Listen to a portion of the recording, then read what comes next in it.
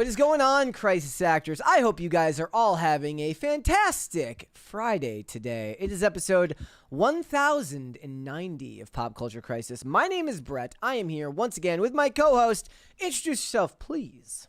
Hello, Crisis Actors. It's Mary. Happy Friday. I must admit, I am a tad under the weather because Brett keeps mailing me anthrax. Apparently. But we also happily are joined by some special guests on the show today that you might be hearing from in the next 2 hours. Yeah, I mentioned it yesterday. The bats are still here behind me. Yeah, they're back. Well, they're not the same bats as before, but they're back. Different bats. Yeah, so between that and the lack of an AC, you should go on strike. If there was like a Timcast Employee of the Month parking spot, I should have it.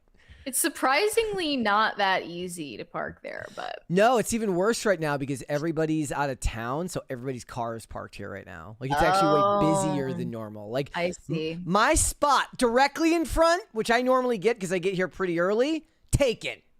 Damn. It's the worst, guys.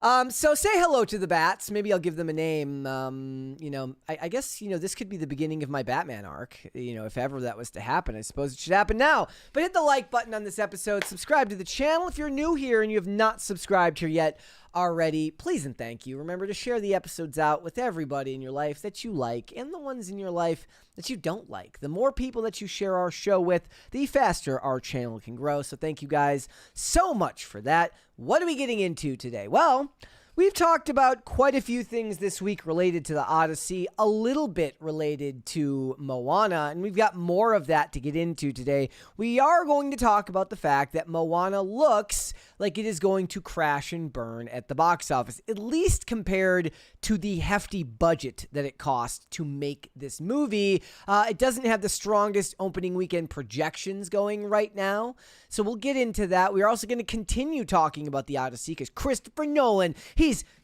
clapping back at the haters. He's sassy. As sassy as a British man can be. I think Christopher Nolan snaps in a Z formation.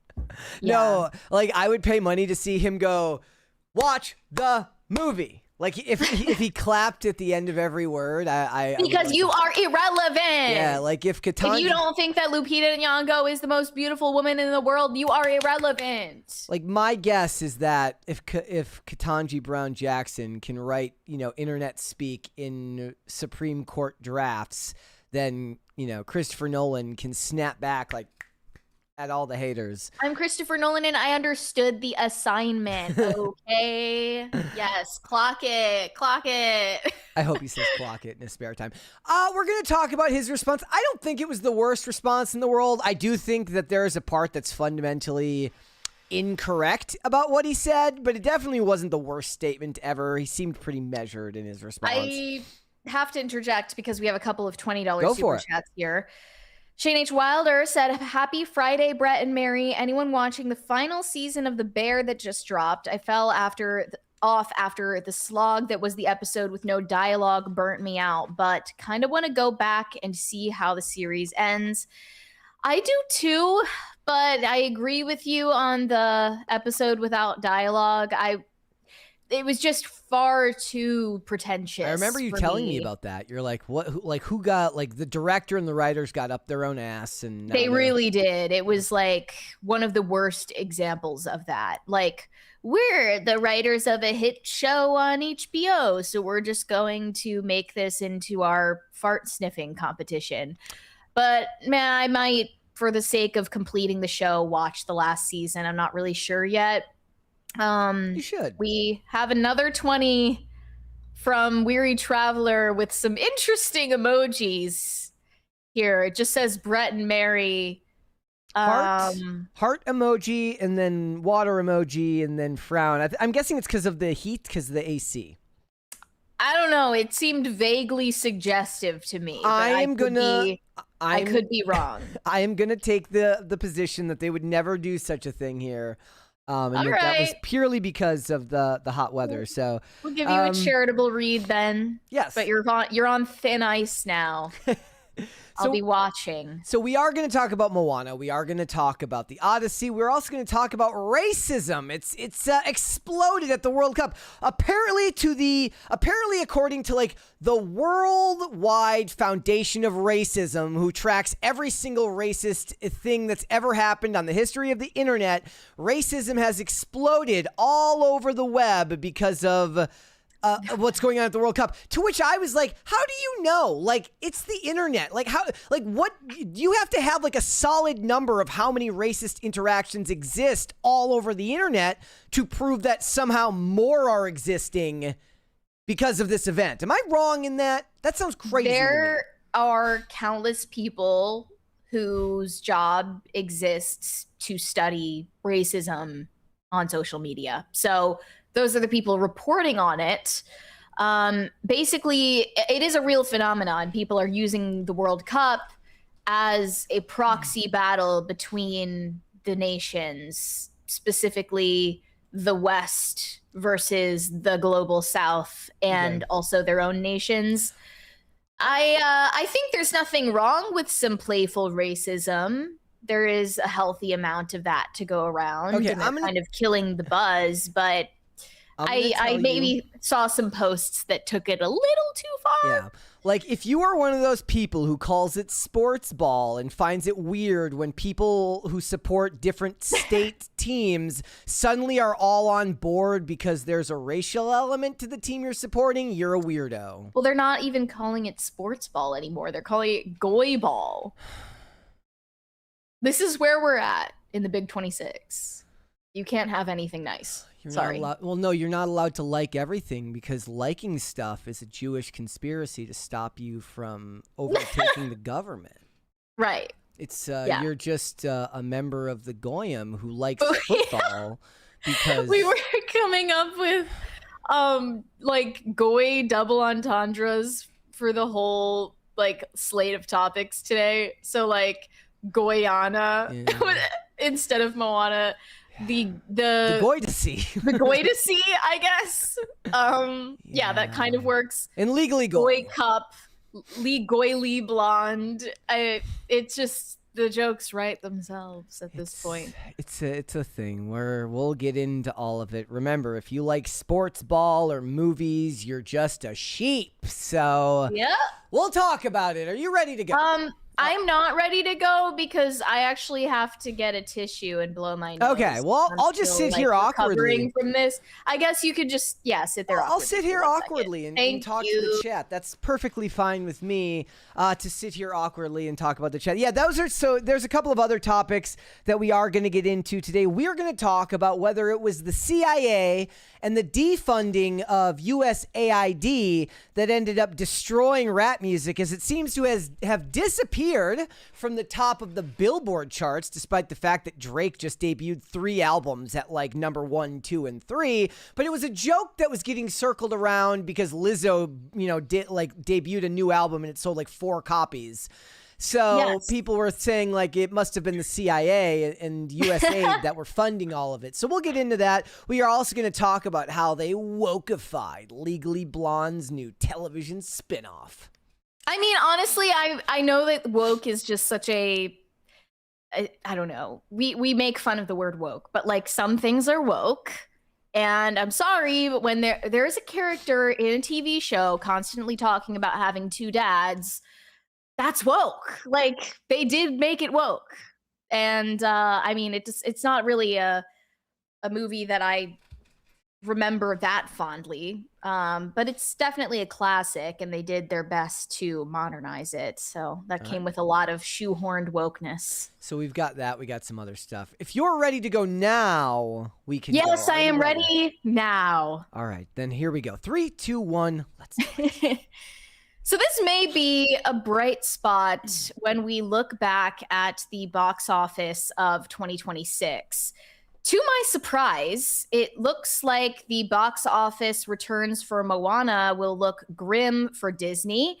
I say it's surprising because it turns out there is some slop that even the least discerning viewers will not mindlessly consume, if this is true. If the predictions are going to turn out to be true, Moana might be heading for choppy waters at the box office. Love when they do the little word plays which in ones these I don't articles. Like? Yeah, I was talking to somebody. I don't remember if it was Mike or who I was talking to. I hate it when you have to read an article about a musician and they include like song names. They're like, this quote was said by the da da da singer, and then you're like, what the sentence doesn't seem to make sense anymore because it's just a song name. I hate that shit. Tracking services are estimating that Disney's live-action version of the animated musical will debut to $60 million to $65 million from North American theaters. Those ticket sales are just barely above the original 2016 movie, which opened to $56 million, not adjusted for inflation. However, some exhibitors and rivals are predicting an even softer start around $40 million, which would be catastrophic, given that Moana carries a massive $250 million production budget. And that's before the studio's hefty global marketing spend is taken into account. And it doesn't look that expensive when you take a look at the trailer or the principal photography. Everyone is just pointing out that this movie doesn't need to exist because obviously you can never recreate the charm of an animated movie in a live action version. It naturally is a less appealing medium for an audience of children. I suppose they're hoping that now, kids who grew up with the 2016 Moana are young adults, perhaps. But not with kids who they can bring to go see it. But not with kids, right? So the whole venture just doesn't make much business sense. And I really must have not thought about it that deeply because I expected the live action Moana to do well. And I guess that remains to be seen, but we know so far that they have gotten $4.5 million in Thursday preview sales. So that's not a lot, and they had those tickets up for ages to do that. So you explained better why it was a bad idea earlier. Can you? I mean, just re-explain that to me. The reason why, like the animated movies that have been made into sequels that came like years later did well because one, they had time to miss it. So there was 8 years between Moana and then the Moana 2 movie that came out. And the same is ostensibly true for what is some of the, like there was a long gap between Inside Out 1 and Inside Out 2. But if you tried to make an Inside Out live action, first of all, that'd be weird as F. But like, there was also a pretty big gap between the first and second Zootopia movies, as well as the original Lilo and Stitch and the live action Lilo and Stitch, which did incredibly. And those do fall into that category of being something that might have been liked by millennials who now are old enough to have kids that they could bring to see the animated sequel when they went to see it. Mm-hmm. But I'm looking at early reviews for Moana, and surprisingly, despite being a Disney movie, the critics are not giving it a very positive read. It's reported to be at a 32% from critics on Rotten Tomatoes. I think it was up to 37. That was up reported. To 37. Yeah, it's up to, I'm looking now, it's at 37%. On Rotten Tomatoes. I'm looking at some of the reviews. One said it's difficult to recapture the magic of the animated film when nearly every frame is buried beneath lifeless CGI. Another one said it's a redo that doesn't work, though not in a way that's different from many misfired Disney live action remakes of the past. It's an unwitting endorsement for the power of animation. That's actually true, right? So if you look at any still and compare it with what it's copying from the original movie, it's just a less saturated version of the original. And there is almost just as much CGI in the live action version as there was in the original, which makes it seem totally pointless to make it live action. Like, if there's a cartoonish looking rooster with human eyeballs in the original movie, it seems like it belongs in an animated format. Yeah. But it looks like most of the movie is CGI, despite being the live action take on it. And it costs and on top of that, it cost about $250 million. So this thing's got to make a lot of money if it wants to break even. That's not including marketing. That's just the regular budget for the movie. So you're in the $600 million range, higher than that if you want to come anywhere near breaking even. The whole thing just looks dead and depressing. Also, people are making fun of the character design for The Rock, who is playing Maui. So apparently he was wearing a bodysuit for the movie, which is insane because he should have just gained some muscle for the role. I mean, my guess is that he had to do this because he was probably filming whatever that movie was that he came out with where he lost a bunch of the muscle mass. I forget what that was called, but I know, but it's like, dude, you can definitely gain some muscle for a role this, like, you know what I mean? Like, this is just kind of sad. And also people are noticing that Maui doesn't have nipples or a belly button. And someone claimed this is because there is a mandate inside Disney where no mammals are allowed to have nipples in a live action Disney film. I have no idea if that's true. You're welcome to suggest examples to the contrary, but apparently in the animated version, he doesn't have nipples, so it's keeping in line with the original character design. Just weird. Well, Geeky Sparkles from Clownfish TV has come to the rescue with this and says, I can't believe I have to post this today. Maui does have nipples. Disney did not remove them, nor did they mandate to remove nipples from 2026.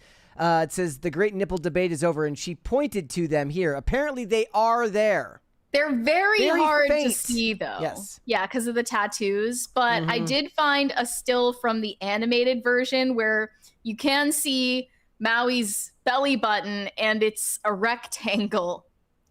So they must have decided against the rectangular belly button in the live action version. So there's like a cross one-way sign, like not a sign like on a pole, but like a sign that's out in the middle of the road in my town. And it's got indents in the back that make it look like it's making a funny face. And that's exactly what this looks like here.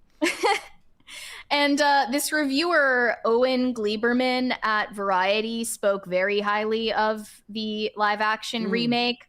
He said it's the first Disney live action remake that works. He said it helps that half the film is animated.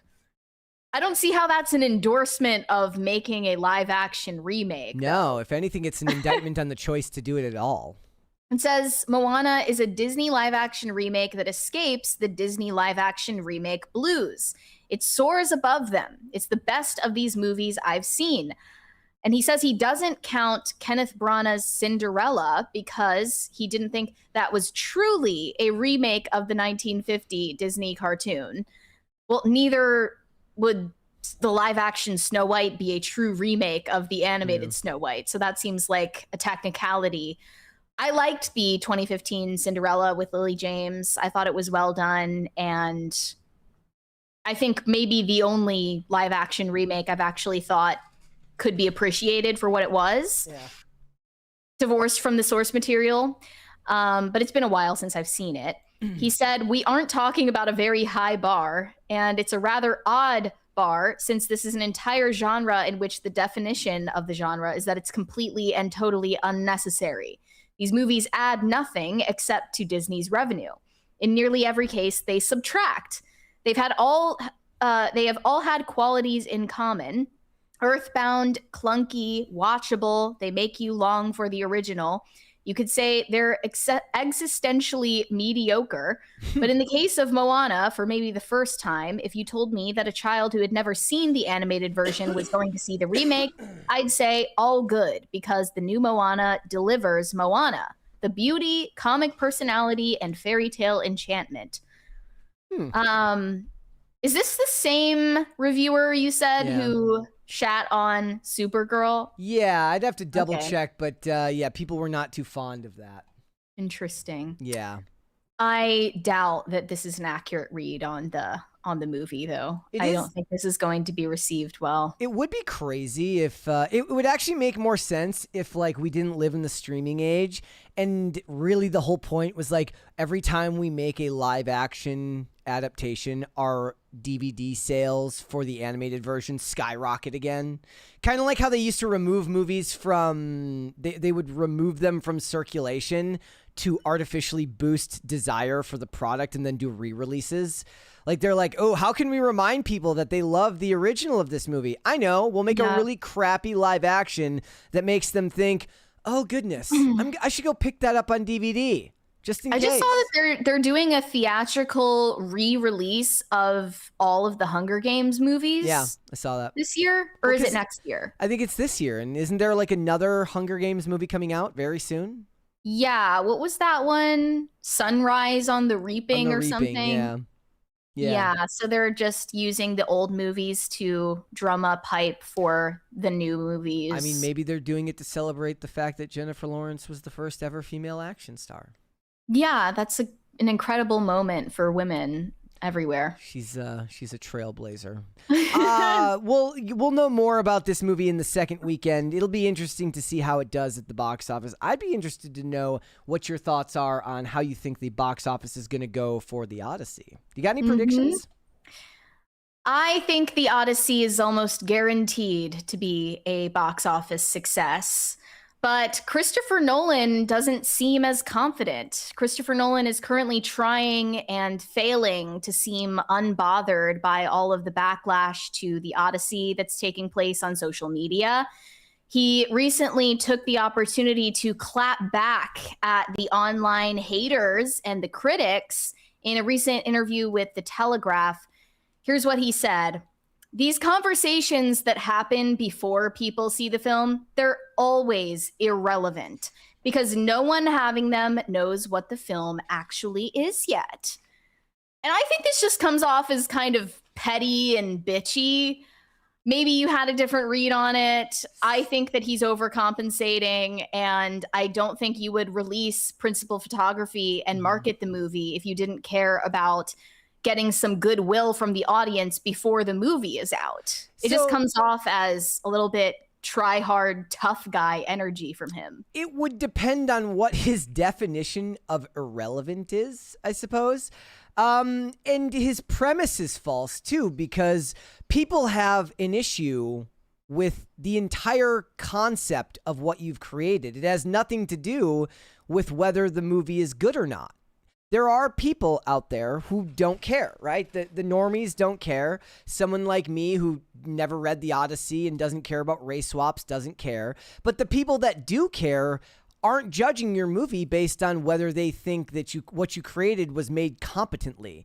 They're critiquing the choices you made in the production of the movie from the start, which is still a valid critique. You're still allowed to have that critique. You can have your own opinion on whether you think that that's a fair way to approach looking at movies. I think in a lot of ways that you end up kind of losing out on some of the joy of the movie going experience when you do that, but it doesn't make what they're saying invalid.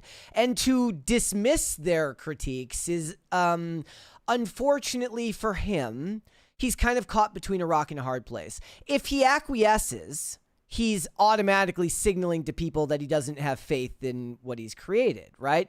He could say, like, people the gold standard answer would probably be something like, look, everybody has a right to critique, this movie based on their own set of criteria. But my hope is that you'll give the movie a chance and in watching it, find something in it that really resonates with you.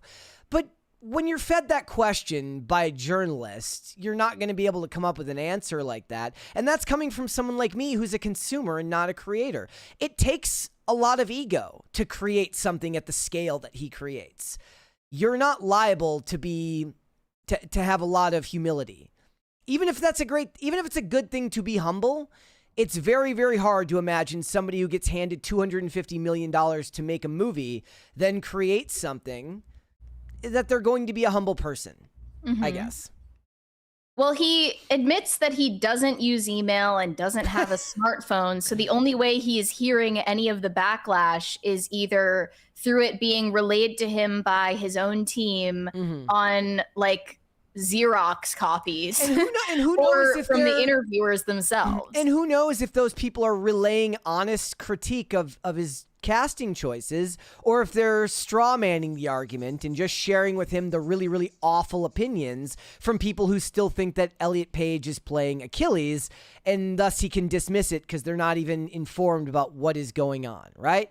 Like, he's not engaging with the people who have strong opinions on what, and most of the people, they're not critiquing the movie. He's a movie maker. They're critiquing on what his choices are doing to Western civilization, which is a much larger discussion than the simple act of making a movie, even though the simple act of making a movie isn't all that simple.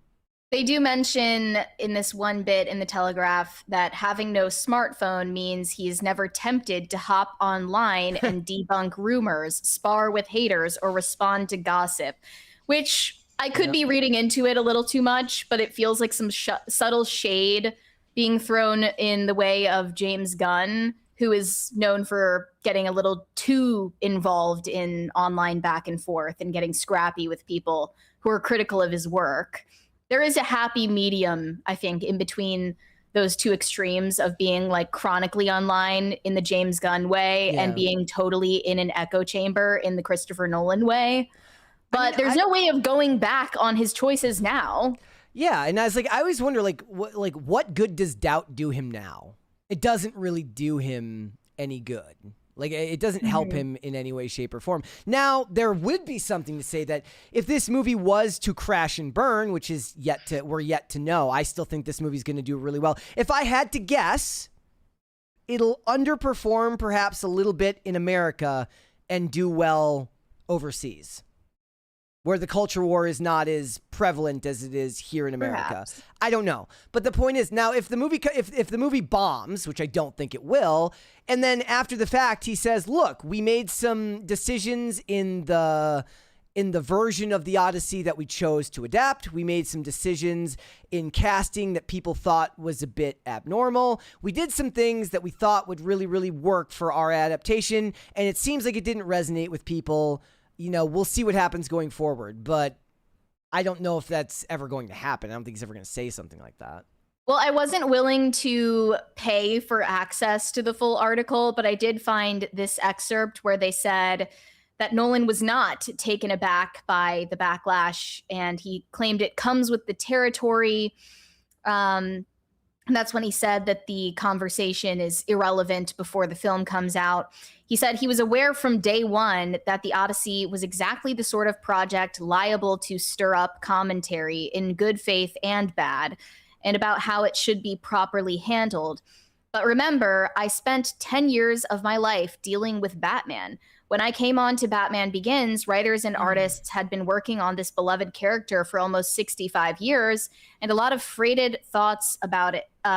Thoughts were out there about what he represents. And what I learned over my time on that trilogy is you can't worry about any of that at all. What you have to do is honor the original text by interpreting it in the strongest way you personally can. Readers may recall the early skepticism around some of Nolan's more auteur choices on that career-making trilogy, such as having the Joker be played by Heath Ledger, then a rom-com heartthrob in haphazard makeup. But he continues, in the end, fans of the property, even when we were doing something that was not what they would have done, enjoyed the sincerity of the attempt to put as good of a version of it on screen as we could. With the Odyssey, he hopes audiences will react in much the same fashion. All I can do is make the best film I possibly can in the most sincere way. It's very different from how anyone else would do it, but that's what adaptation is. I applaud that answer. The problem is, I actually thought that was a really, really good measured response. The problem is, people aren't going to assume that you're putting that the casting choices in this movie have the same good faith as the casting choice of Heath Ledger. There's always been critique around the casting of Batman and the Joker. Like, people didn't think Michael Keaton could play Batman back in 1989. That was a thing back then. It's a different time. It's a different era. And that type of casting choice has to do with baggage that goes way beyond the concept of adaptation and into the realm of, we're fighting for Western civilization. Why are you trying to destroy our stories? Somebody else attached it to Moana, they said, nobody's asking them to cast diverse in Moana because it's supposed to be an accurate representation of It's supposed to be a fanciful representation of Polynesian culture. Why is it that when you make the Odyssey, suddenly it has to be that? Okay. Now, that critique, even if it's not one that I would make or something that necessarily resonates with me, it doesn't make somebody incorrect for at least having doubts about why you're doing it. It's just you can't win. It's not 2008 anymore. Sorry. And it's expected that the most unflattering part of his response in the interview is the one that gets shared on Twitter. But I wasn't going to shell out money to watch to read the whole thing. One recap of the critic reviews in The Guardian titled "An Absolute Triumph. First reactions to Christopher Nolan's Odyssey are ecstatic" was reposted by a real person named Tom Holland, but not the Tom Holland playing Telemachus in the movie. He said, "More praise for the Odyssey from people who shockingly have actually waited to see it before giving their opinion." And this was his sanctimonious take on the movie. Elon Musk ended up replying in that thread saying Tom Holland is such a cuck. And it's hard to tell whether he's referring to the Tom Holland in the movie or the Tom Holland who tweeted about the movie. And the Tom Holland who tweeted about the movie responded and said, "Very happy to say it again. The Odyssey is an amazing film, and missing out on seeing it because you think it's woke or whatever is cutting off your nose to spite your face. Your loss. My last comment on this whole business: if you like Nolan's other films, you will love The Odyssey. If you didn't like them, then miss it." It's a very measured response he just gave. I did momentarily think the actual Tom Holland had hopped on Twitter and with Elon, but that wouldn't happen. He's probably getting involved because he's like, my engagement is going to skyrocket on this one because they're going to think I'm Tom Holland, the actor, for all of it. It is, again, I don't think that they're acting in good faith when they say that you need to wait to see this movie to critique it, because they're not critiquing the movie. They're critiquing your casting choices and the intentions of your adaptation, which does not require, at least based on the criteria that they've used, does not require them to see the movie. Would it be better if they did? I think so, but I understand why they didn't. They don't want to give money to something that they feel like is erasing. And we're not even talking about the Greeks. Like, the Greeks are pissed about this 110%. But, it should be noted that a lot of the critique toward this movie is not culture war critique. There are, people, of course, talking about Lupita Nyong'o and the race swaps and all of that stuff. But just this still of John Bernthal and Tom Holland from the movie is getting ridiculed because it just looks totally ill-fitting for the setting. It doesn't look like meaning what? Well, I mean, someone said they look like they're from Ohio hunting game. Yeah, like I saw one that said, like, get in the truck. It doesn't look ancient. I don't know. It just doesn't. It just doesn't work. Okay, so I made a comment the other day. People in the chat, the costuming is bad.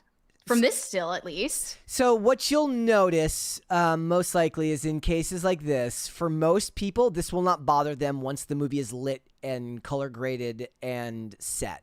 Okay? It's not going to... Almost all digital stills from a movie look bad. Especially for anything sword and sorcery or ancient. Like, the costumes never look quite as good as they can look when they're live action. Now, there's a lot of examples where they look too clean. It looks like they still got the crease lines in them. We'll have to wait and see what it looks like when it's lit. I am going to go see this movie, and I would be willing to bet that I will end up being perfectly fine with it. But I do think it'll maybe perhaps underperform long term in the US. I think the opening weekend will be great, but it'll make a lot of money overseas. But I could be wrong. This movie could make $1 billion, and it could do great both places, or it could flop. But I don't think that that's what's going to happen.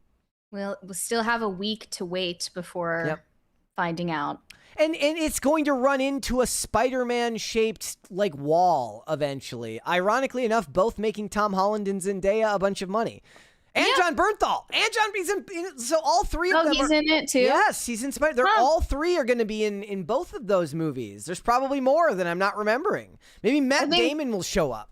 After all this is said and done, Tom Holland and Zendaya are going to make a baby and retreat from the public eye for a little while.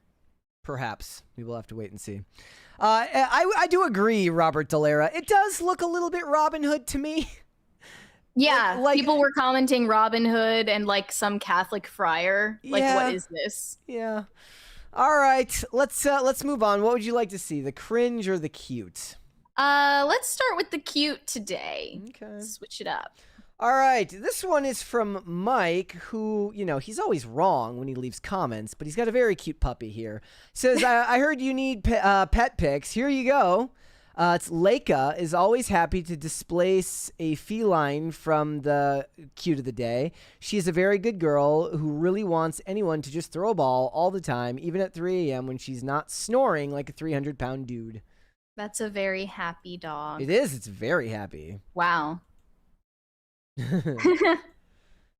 All right. Smiley. Thank you so much for submitting that, guys. Make sure you submit your pets at PCC Pets on X on my account.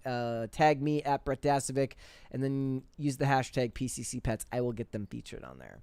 All right. Here is the cringe of the day. It says, this went on for entirely way too long. And in the text, if you're listening to this, it says, seeing how many times I can make my husband retake this video before he gets annoyed. Divorce him, King. Just leave. Okay, here we go. Thank you. Wait, can we do that one more time?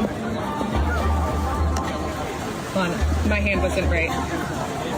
Sorry. On your arm, bring your arm like to the side. 3 was enough. He should have just left. He should have just... Oh no, it keeps going. Yeah. There was a pool. You should have just... No, out. Like to the side. Yeah. Hold on, I'm gonna have to get closer. Okay, ready? Can you smile? Smile? I am smiling. No. Sorry. Hold on, there's women behind you. Can we move over a little bit? It keeps going. Move over a tiny bit. Okay, ready? Wait, sorry. Honestly, just really disrespectful, and social media was the worst thing that ever happened to women. Ever. You put your arm back up and you keep it on this side. I can't do anymore. I'm sorry. This lady should be banned from social media. He did it at least Banned. like 15 more times before she ended the video. Like he did rage quit eventually, but they're like saying that he's this like model husband for he's not being clinking the glass over 50 times for her. Listen to this comment. Oh, he deserves some good loving tonight for being so patient. What? Like she didn't he wasn't being patient, he was being used in your feminist ploy. Gosh. Ban her from the internet. That was a shit test right there. We just watched a shit test. That was horrible. And he failed. He did. All right. Let's move on. Let's get started. Let's talk about what's going on at the World Cup. Yeah, so I normally don't pay that much attention to sports unless it comes across my timeline that it's being used as some sort of lightning rod in the culture war. And that's exactly what's happening to the World Cup right now. Essentially, the World Cup has turned into a proxy for online race wars. According to The Guardian, we've seen an increase in racism during the World Cup, which reflects a growing pattern of abuse. Experts say the rise in social media attacks on players such as Kylian Mbappe needs to be viewed in wider political context.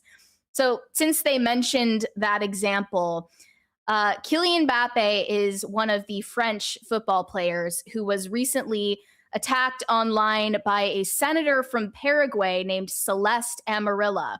And I can't find a screenshot of her original post, but it does call him a brute, a colonized Cameroonian, and she also claimed that as a child, he sucked on coconuts, and the most educated creatures he ever listened to were chimpanzees.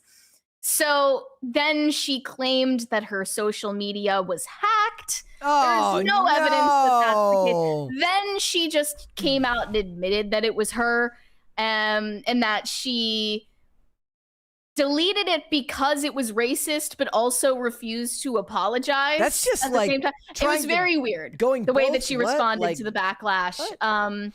She said, "Yes, my post against Mbappe was racist. That's why I deleted. It was unfortunate. However, I will not apologize. I said what I had to say. I come from a society where gays were beaten and where calling someone a beep N-word was the most usual thing.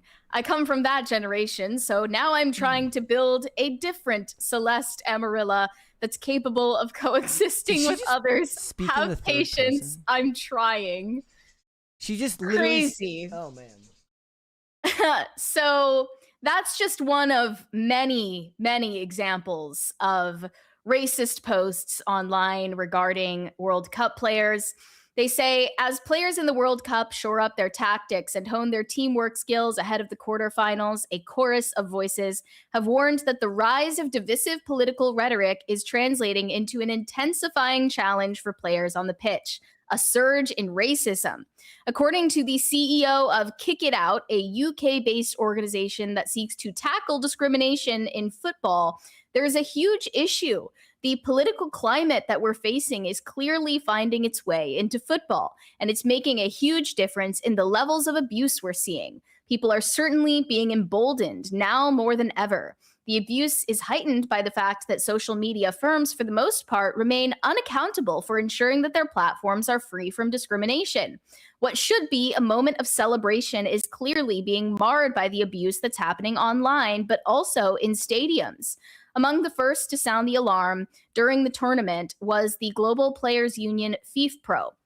They released a report this week that players were facing a growing pattern of abuse and called for collective action to protect them.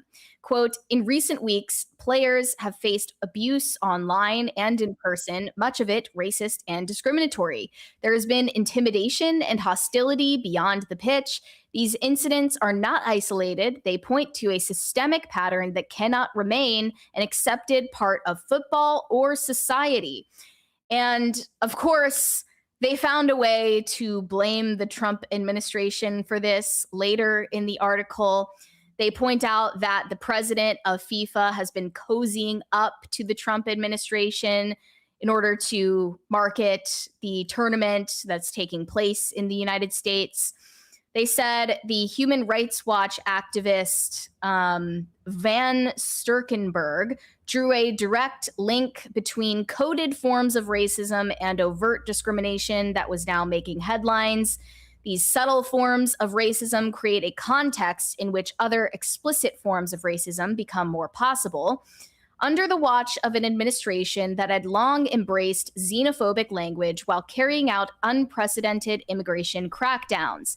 If they're deporting hundreds of thousands of people, often people of color, then that is the backdrop for this World Cup. And it has to be affecting the uptick in racist attacks. I love how FIFA had done little to address this wider context, despite the existence of statutes governing human rights and non-discrimination. Instead, the global football body had seemingly sought to present itself as being in lockstep with the Trump administration, from reducing the prominence of its anti-racism campaigning during last year's Club World Cup in the US, to naming Donald Trump as the first winner of the newly created FIFA Peace Prize. It is highly coordinated. So if communities of color are under constant attack by the Trump administration, and FIFA President Gianni Infantino has been constantly pictured with Donald Trump in the White House, it sends the message that even if there are anti-racism initiatives at FIFA, they're not very serious. And they also say the World Cup in the US could become a sports washing bonanza for the Trump administration. FIFA, partnering with autocrats everywhere, has sent a signal. FIFA's failure to implement its own rules on non-discrimination in Russia and Qatar and the United States has absolutely sent a green light to communities of hate that it will be okay to attack players. That's interesting because I saw that Egypt and Iran were having a match, and it wasn't the U.S. that has the human rights problems going on. It's there.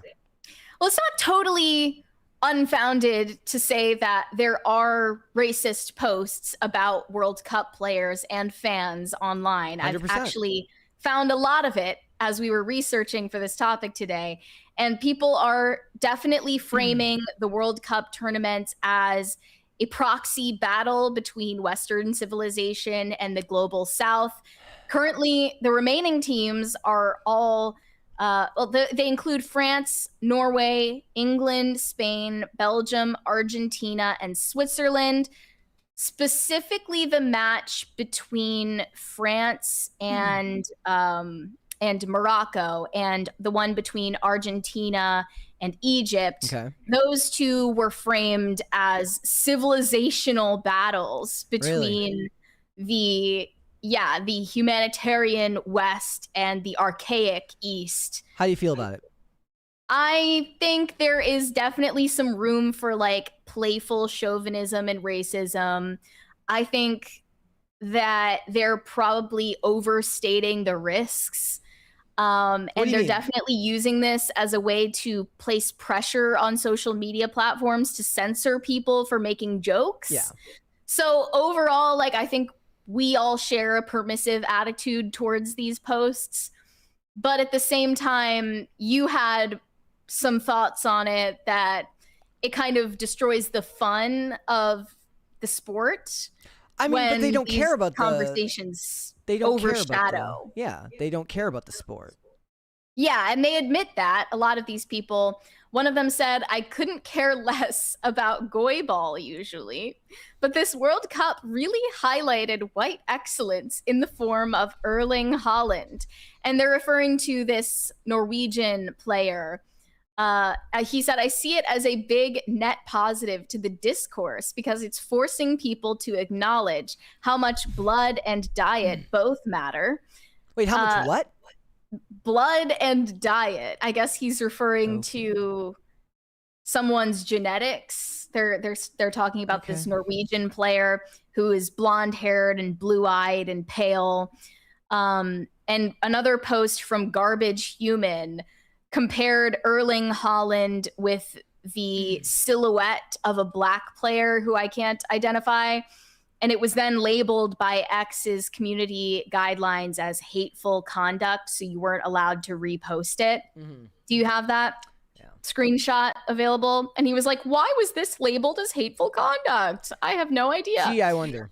Another person posted Erling Haaland on the cover of GQ and said, it must piss off the race communist left so badly that the greatest football player right now is also the blondest, whitest man on the planet.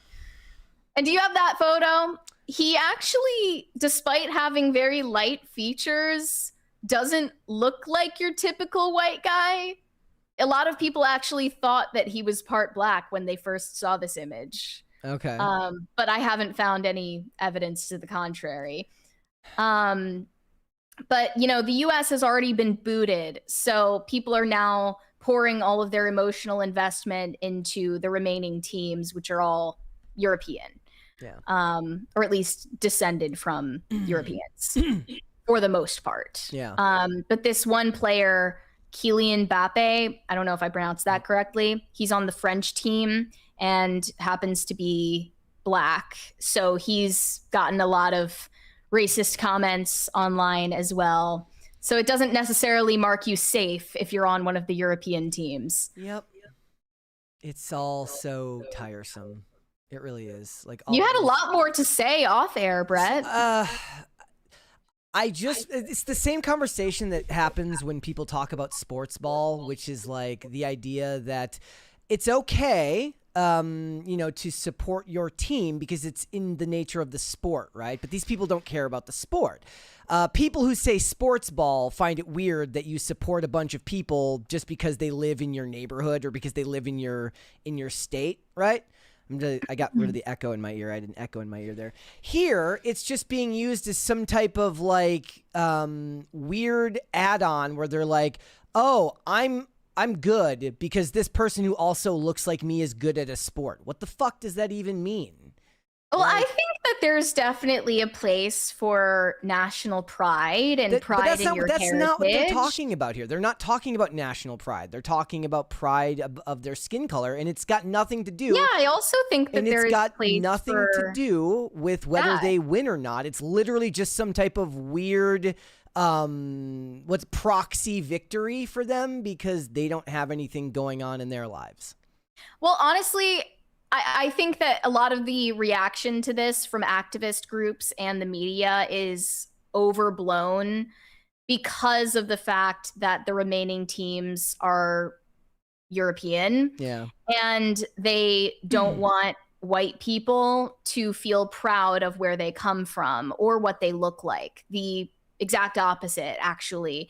And I didn't even know that the FIFA organization had such a thing as the Social Media Protection Service. What the hell is that?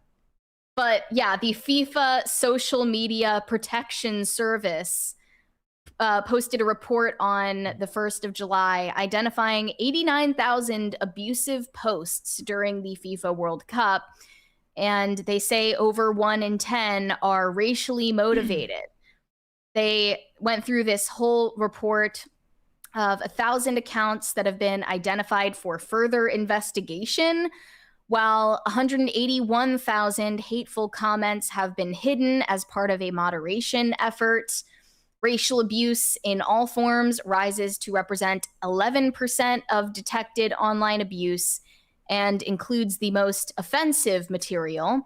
They have done this report by analyzing over 6 million posts and comments, scanned with 225,000 posts and comments referred for human review, leading to the detection of 89,000 abusive posts, or however they designate them as abusive. And they're using this to press social media platforms to start censoring these posts when, for the most part, it's just, basically harmless ribbing. Yes. And that's been a thing in sports forever, for as long as sports have existed. Yes, as long as people it's mostly harmless. Okay. I think that there is still a fundamental difference in the climate we live in now. Thank you. Yes. Thank you, guys.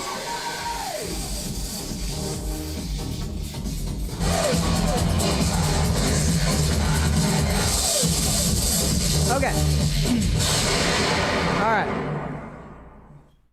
I think that there is a fundamental difference in the way that they're entertaining this discussion, right? Like a dude, what was the example I said earlier? Like a dude from Boston being proud of the fact that that a team from Boston beat a team from New York is not the same thing as people who are entering into this discussion, not because they care about the sport, but because they care about whether the sport reflects good on their skin color. I refuse to accept that they're the same thing. Like I don't. Not especially if they don't like the sport. If they like the sport, I still think it's weird, but I'm also not somebody who thinks you should, that's the accomplishments of another person. And I am somebody who grew up playing sports, but I don't watch sports now. And maybe it's because I'm from Minnesota and Minnesota teams never win anything, but I would never attach any semblance of importance to whether a team from a place I am from won a game or not. And I would feel the same way about whether a team that happened to look like me won a game or not. But it seems like it's the same discussion they have every time people have to get into their debates back and forth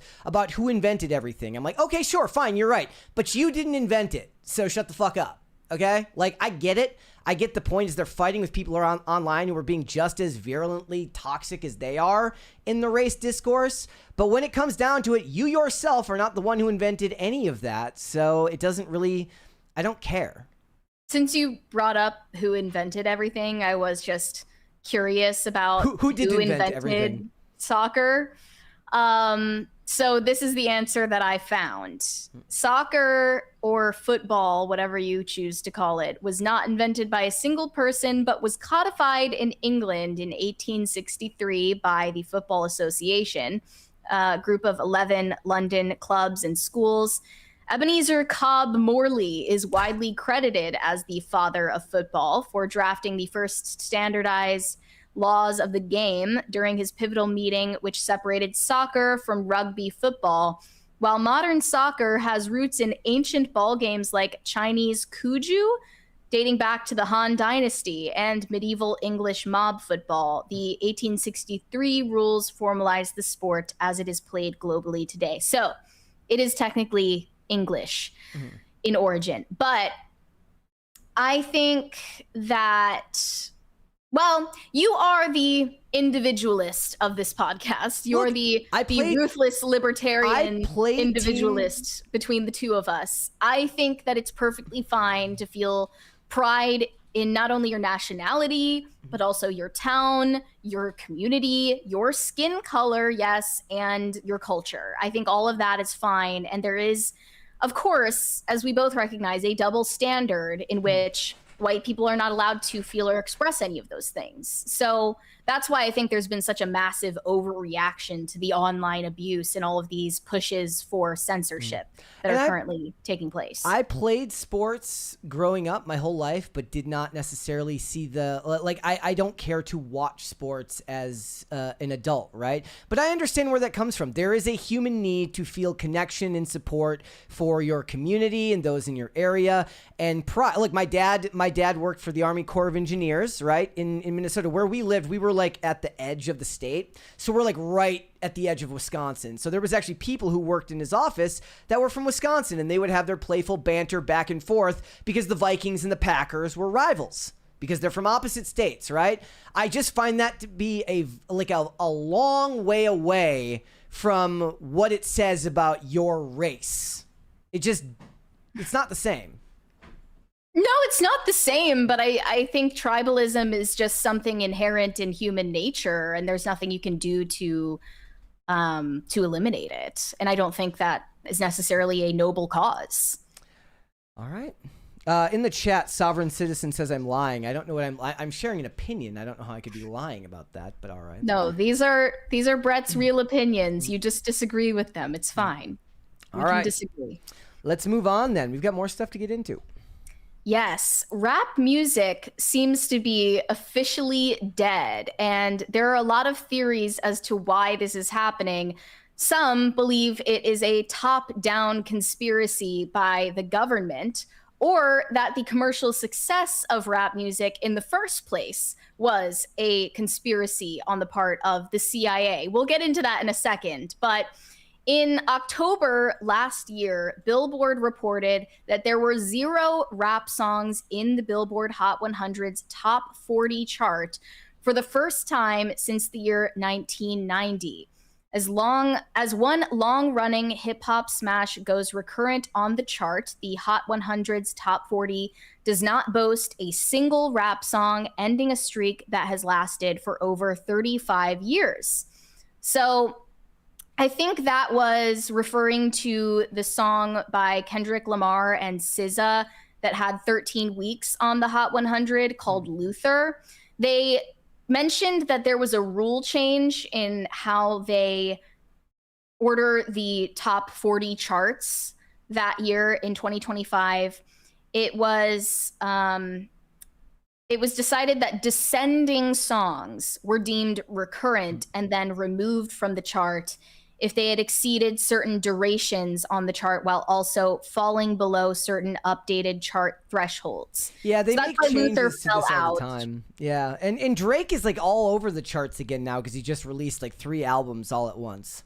But by happenstance, there were no rap songs to come up in the charts and take its place. So it ended a long streak where rap songs were always in the top 40 for decades. And they say it's worth noting that the rap world is currently in a bit of an in-between moment with some of its biggest names.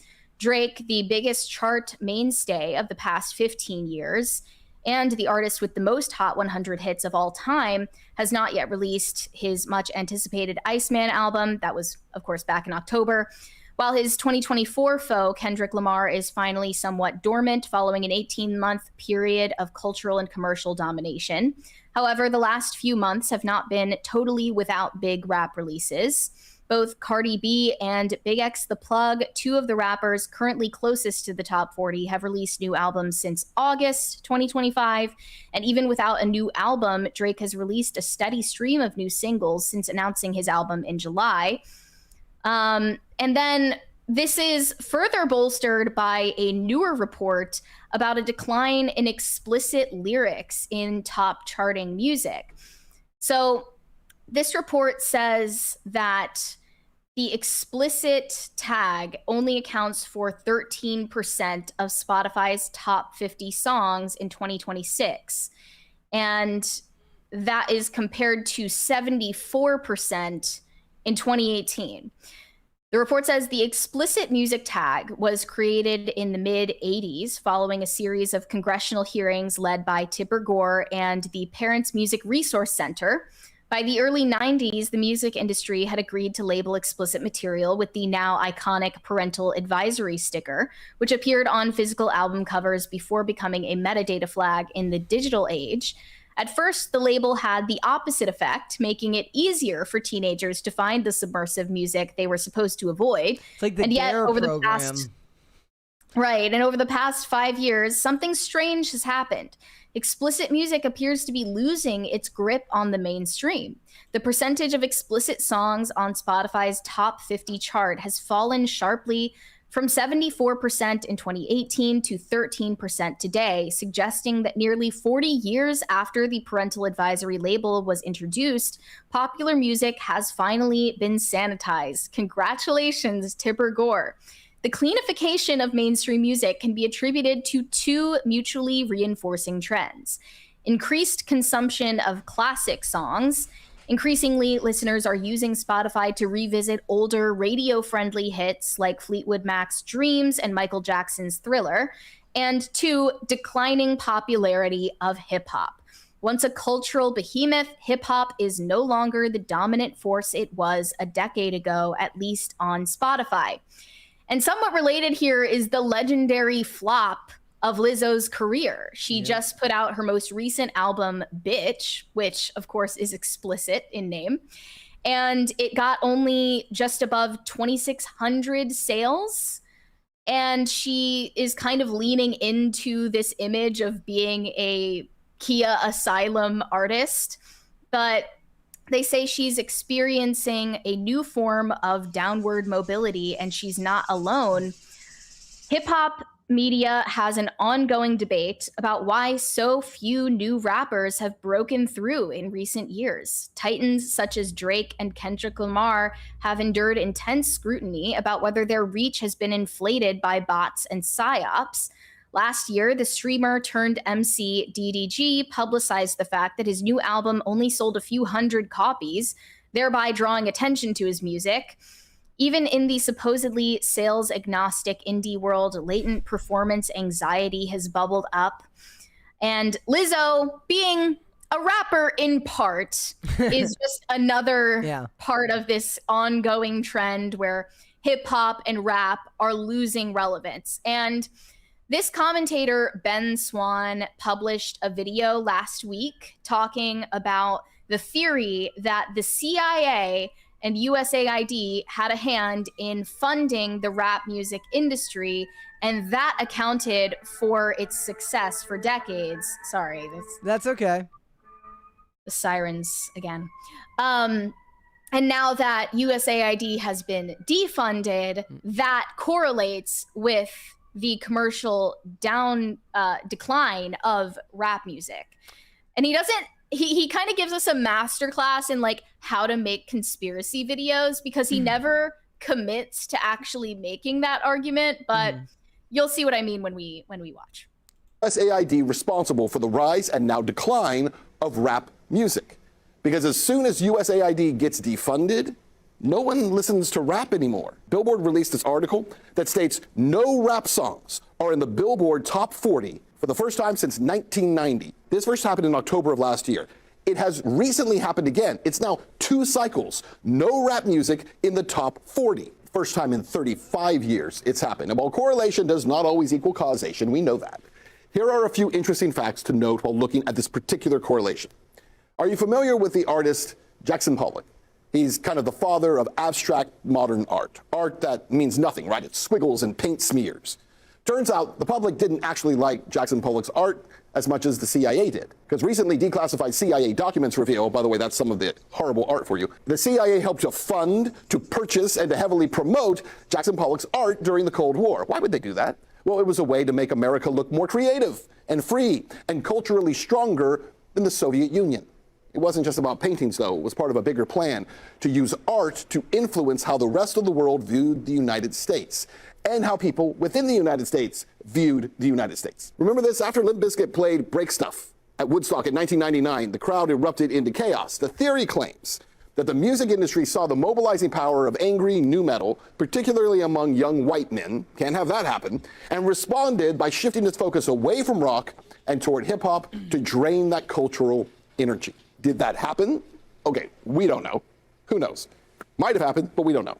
What we do know, without question, rock music of the late 90s and early 2000s vanished overnight, and the entire music industry did shift to rap and hip-hop. Now, maybe it wasn't the CIA, maybe it wasn't USAID, maybe the entire society overnight changed the kind of music they listened to. And that could have happened. It might have happened. But one of the reasons cited online, a lull in major commercial hip-hop releases since mid-2025. Really? Why is that? Well, go back and look at your calendar. USAID was completely defunded by July 1st, 2025. The first time no rap song is in the top 40 since 1990, October 2025, just a couple months later. And now, 2026, it happens again. 2 cycles, no rap songs in the top 40, and it comes at a moment when USAID can't fund anyone. So, if we know the US government, the CIA, and USAID has a history of promoting and even funding movements in order to shape culture, and they do. At this point, those claims are easily provable. Then I think the question of whether or not USAID played a role in modern music, specifically the now decline in rap music, since the organization's defunding, is a more than fair question. Okay. So the claim is that the rap music industry can owe a lot of its commercial success to a secretive funding campaign by USAID that ended in 2025. Because when it happened in the early 2000s, they wanted to prevent young white men who were angry from mobilizing, theoretically, I guess, against the government. I saw a recent interview of Billy Corrigan basically saying that he had his suspicions about an artificial demotion of rock music that took place in the 2000s. He had his suspicions as to why, or just that it happened and it wasn't organic? He had his suspicions that it was related to government involvement. That's interesting. But he didn't have any proof. It's just interesting. It's just one day, is this all going to, is there just like a giant FOIA request that one day is going to, that's going to have just an email that says, yes, I now request that you go and prevent all rock music? Because that's what people think is going to happen. That's what people imagine now in the age where proof has to look something like out of a movie or a television show. They think there's some email or hidden videotape where, I don't know, the head of Atlantic Records is meeting with some government official and he's like, it's time to get rock music off the charts. We need to prevent the white men from rising up against us. Like, it's never going to be that explicit. But he brings up the real example of the CIA funding abstract expressionism during their propaganda war with the Soviet Union. And that actually did happen, although it is more nuanced than most people think. These movements had already been traced back many decades before the Cold War. It's not that the CIA created the abstract expressionist movement. They noticed that it was already happening and then quietly, surreptitiously promoted it as a way to frame the West as free and individualist in comparison to the Soviet Union. And the artists in question, like Jackson Pollock, for instance, didn't have any knowledge of the fact that their art movement was being promoted by the government. So it wasn't like they were in cahoots with each other per se. I saw a video from an art critic named Gabriel Allred who kind of gives the rebuttal to that claim, basically just saying that the artists in question weren't, being commissioned by the CIA personally to make their art. And their art movement was already, you can trace it back very straightforwardly through the beginning of the 20th century until the 50s and 60s. Abstract expressionism was already a thing before the CIA noticed and got involved in it. But it said in that independent article, the CIA supported abstract expressionists because in the propaganda war with the Soviet Union, this new artistic movement could help as proof of the creativity, intellectual freedom, and cultural power of the US, compared with Russian art, which was strapped into the communist ideological straitjacket, which could not compete. But it's still not as big of a claim as USAID was funding rap music for 35 years and suddenly stopped, and then rap music was no longer to be seen. Music does have music and movies both run through generational trends, though, do they not? A lot of people believe that a lot of what we see now is kind of the decline of that. Is like it used to be like you would have a decade of one genre that really, really spiked, and then something else would kind of garner the public interest for a period of time, and then another one would come along. But it's felt like everything's become this stagnant, like smorgasbord of like all the same, kind of like nothing really feels like there's anything transformative or different or new these days. Well, in the case of Lizzo, at least, I think that her problem was more of mistaking social media relevance with commercial viability. Because that's what the article said about that. It wasn't social media relevance. What they said is that she actually doesn't have that following. She's what they called a radio player, meaning that all her popularity came from people hearing her music on platforms where they didn't actually choose to listen to her. And that once people moved away from radio, which happened even more heavily in like 2023, that her relevance dropped like a rock because now people can choose what they want to listen to rather than being trapped in a box and being forced to listen to her. Well, they were drawing this distinction between having a following and having a fan base. And a fan base is mobilized to actually support an artist and buy their album. A following is entirely different. They said many of today's musicians are far more followed than they are listened to, effectively acting as influencers. So in a weird way, Lizzo got entrapped in being an influencer more than an artist. Yeah, they said she couldn't even mobilize her fans to go and download her records when they came out. Like, it just didn't work that way for her. There was just too much of a barrier to entry at a certain point. Yeah, it's a very, like, he did do a really, really good job of, like, not saying any. He said a lot of stuff. Right? He threw in some dates. Knowing dates makes it seem official. But he said, is this what happened? Who knows? I don't know. Nobody knows. But we do know that on this date, this thing happened. And what does that mean? Yeah. As I said, that was a masterclass in conspiracy content. You can take notes from Ben Swan on how to frame things suggestively without actually making a solid claim.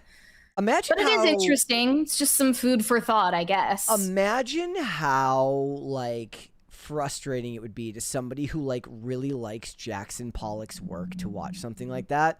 Oh yeah. Where they're like I still remember a line in an episode of White Collar where he actually like him and Peter are going back and forth about baseball, And basically Neil, who's an artist, doesn't understand why somebody would care about a baseball bat that was used during a World Series game.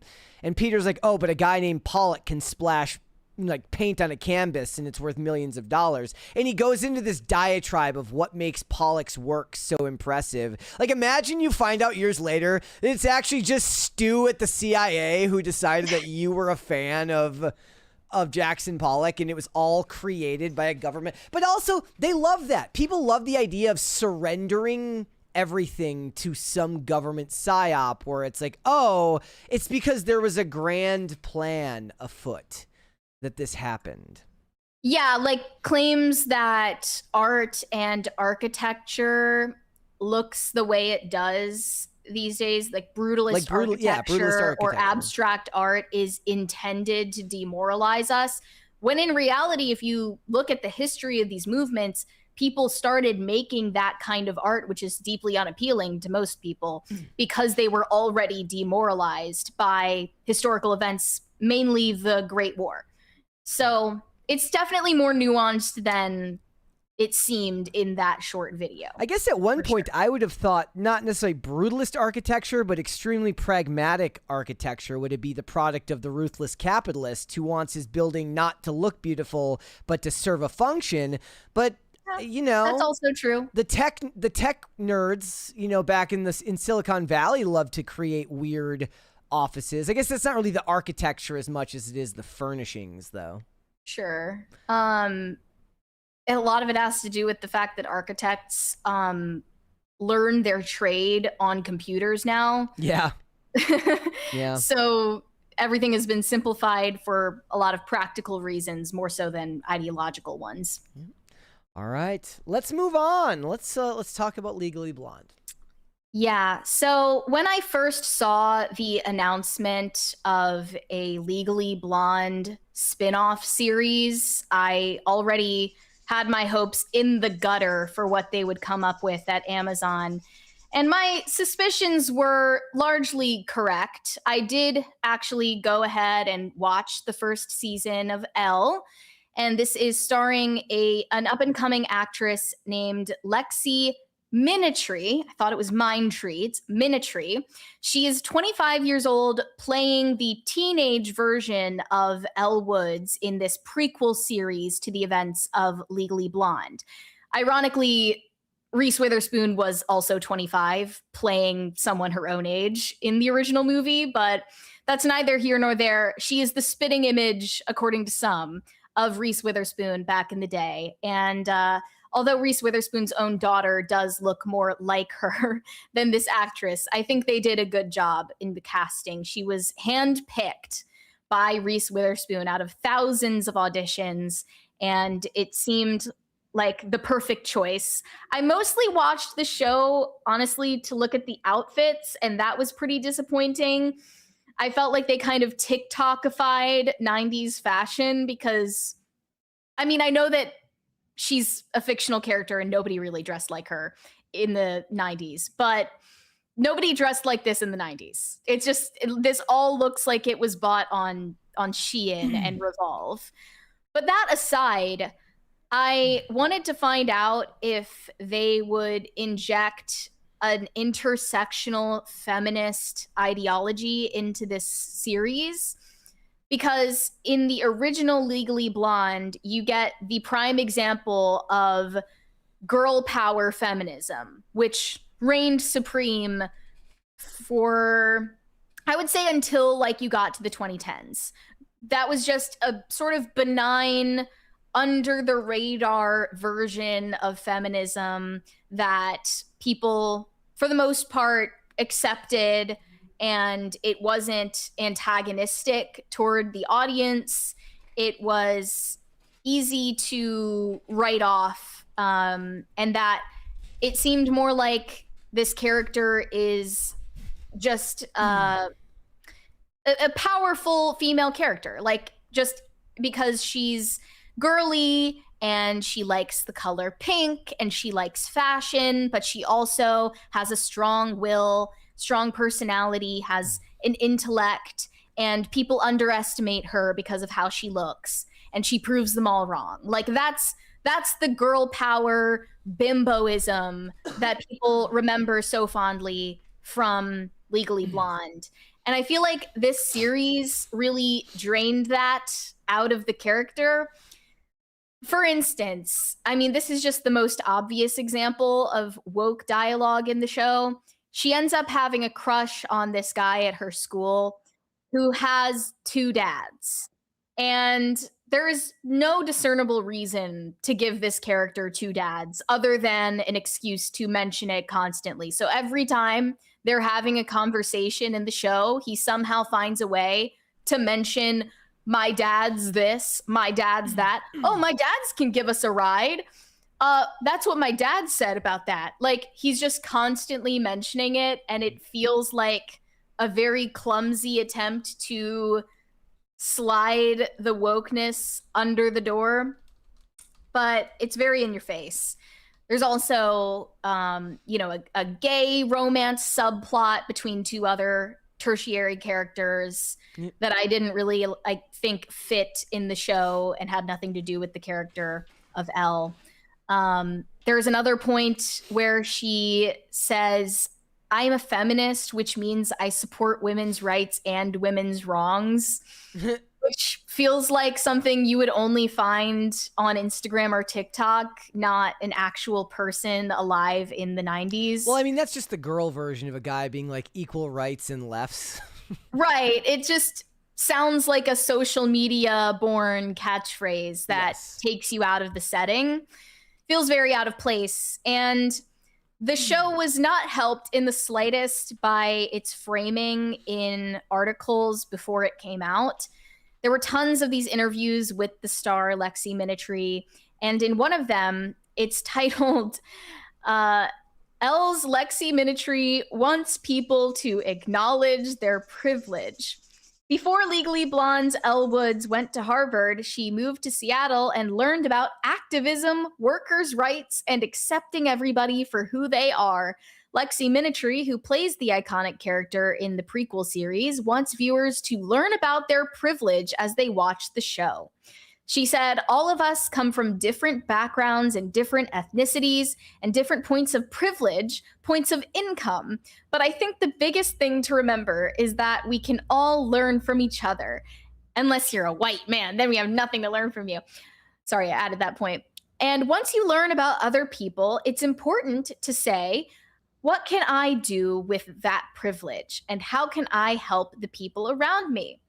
So this whole show is basically about humbling the privileged, rich, white, Nepo baby, Elle Woods, and seeing her get repeatedly lectured by her new classmates in Seattle about social justice issues and feminist punk music. And at first I thought they could have done this in a charming way where, you know, she's saying things like, Mom, I don't fit in at this new school. Like, everyone there cares about social justice, and I'm just a shallow, privileged LA girl. Maybe they're right about me. And maybe she could come to realize that they're shallow in their own ways. Mm-hmm. But instead, it just turns out that she ends up becoming one of them. Yeah. And succumbing to their ideology, and she then, appropriately lashes herself for her privilege in the show. And it just felt very cynical the way it was framed. And they also wanted to delegitimize the idea that Elle Woods in Legally Blonde is a feminist icon. Why?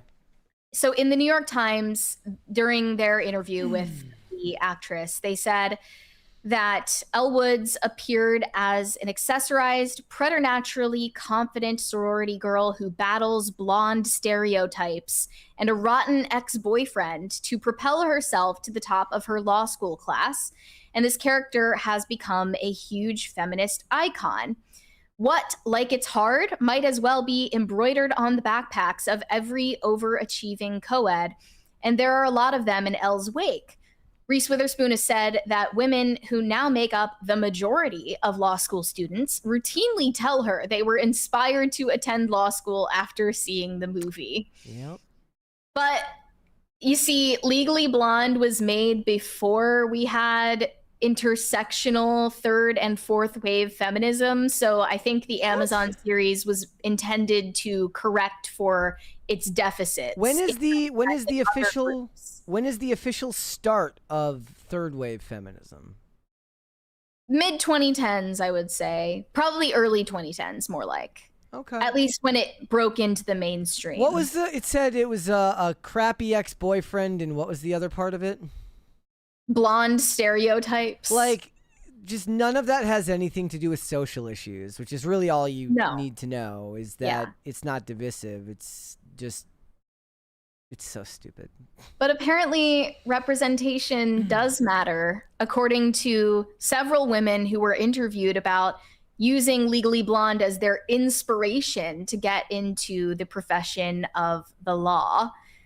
They wrote in The Guardian, as classic courtroom comedy drama turns 25, meet the associates and attorneys who took Elle Wood's pioneering spirit and ran with it. So they're actually saying that they decided to become lawyers because of Elle Woods, which does bolster the argument that representation matters. Yeah. Although they probably have noxious personalities compared to Elle Woods in the movie, who's actually a nice person with some element of optimism and faith in humanity. I doubt these women share that with her. Mm-hmm. They said Elle made being a lawyer look really glamorous and exciting. But what really drew me in was that she made it look like if you stayed true to what you believe and relied on instinct, you could do anything. She stood up for what she believed in and came out at the top of her class. It was very empowering. She may have gone to law school for the wrong reasons, to pursue a man, but what she ended up coming out with was having a much better understanding of herself. She had forged her own career. The legal profession is such a competitive environment. You have to stand out from other people and you have to back yourself. Things are changing, but it's still very male dominated, especially at the top. Well, that's not what we just heard, as the majority of law students are now female. When I'd come out of university and had my law degree, my inner Elle Woods became the driving force behind everything. I've been lucky in the sense that I am myself when I go into work, and the firm I work in knows I do a good job, so I don't have to pretend to be anyone else. I don't think Elle Woods is specific to just lawyers. She reminds everyone to be true to yourself and whatever you want to achieve, and she makes everything seem possible.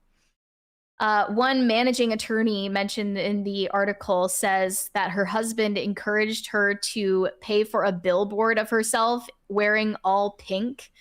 And she looks exactly how you would expect her to look. She looks like a Barbie doll. Personally, I would not want her defending me in court. Another one, Haley Moss, said, I think a lot about the scene where they're in a circle at orientation. I felt just like Elle Woods. I had a very non-traditional background, a psych major, an author, and illustrator. Everyone around me felt so much more serious. I was able to relate to Elle more than I thought I would. I also loved that she was so unabashedly herself. Law school has a way of making people forget who they are. They lose sight of their passions. Elle was there not only embracing that she loved everything pink and feminine, but was also able to use it to her advantage. That's what made her special, and she ran with it. On campus, I would do things that made me who I was, and my peers respected me for that. So this reminds me of an ad that they placed on the Amazon series, which was just, it was the most cartoonish expression of girl power feminism. It was an ad for Victoria's Secret Pink. And they got all of these models to do interviews in the commercial where they were like, I love the color pink and I'm smart and I can be smart and beautiful. And it's like, I don't think anyone ever told you that you couldn't be both of those things at once. I thought that you're just creating a boogeyman in your mind. I thought it was proven that people inherently trust and think that beautiful people are actually smarter and more trustworthy. Am I wrong about That is that? absolutely true and proven scientifically. Yes, pretty privilege is real. It's all just a huge ode to narcissism and Yeah. constant sense of self and constant self-aggrandizement. Yeah, and they're claiming that they were constantly underestimated along the way for their looks. or Whenever I their read fashion stories sense. like this, I get tempted to go to school to become a teacher so I can actually be the teacher who tells a bunch of kids they can't do it. Because I don't believe that there's just teachers out here left and right telling random kids you're never going to accomplish something, okay? I mean, maybe there was a little more of that spirit of male chauvinism if you went to Harvard Law School in 2004. But certainly in the Big 26, if anything is true, it's that women are consistently overestimated beyond their true abilities for being women. So this just feels totally divorced from reality. The worst trends on social media are like, they told me I couldn't do it, so I did it. I mean, shut the fuck up. If anything, this also proves that women choose their career often like they would choose a Halloween costume. Like, I want to be a sexy lawyer. I want to be a sexy doctor. See, it reminds me of the Mean Girls musical. If one of these women had been like, I want to be like Glenn Close in Damages, I'd be like, respect, okay? She was ruthless. Yeah. Yeah, I mean, I never cared all that much for Legally Blonde compared to a lot of the considered classic 2000s films that, you would watch at a girl's sleepover. But it's still a good movie. I've been meaning to rewatch it. It pales in comparison, though, to The Devil Wears Prada, because at least in that one, you see the reality is that Andy sees her boss is a tough bitch, and she doesn't want to be that, so she quits. That's probably what would happen in most real life scenarios. They would be in that situation and make the choice not to emulate Miranda Priestley because they don't have that dog in them, and that's okay. There's nothing wrong with that. I don't know if there are men. Do men make similar? Do they see something in the media? I suppose like they want to be pro athletes because they see people are good at sports. But well, there is the literally me genre of films that men strongly identify with, but not so much so that they choose their career based off of it. Yeah, I would be interested to know like what the guy's corollary would be with this. I don't know if that's necessarily one that happens. I mean, there's guys that would maybe see movies they like and want to be a director or want to be a writer and stuff like that. But that's like seeing the product of someone's work, not necessarily. But what's the story they always say? Like when men play with action figures, they imagine that they are the action figure. When women play with Barbies and dolls, they imagine that the doll is them. Yes. Yeah. That's a fundamental difference in how men and women consume media. So representation does matter. Just it matters to women. Only women. Yeah. Pretty much. Representation matters. Okay. I guess we learned something today. Learn something new every day. Look, hey, I can't talk shit. Like I wouldn't be able to pass the bar. I wouldn't have been able to sit through that many college courses. So who am I to?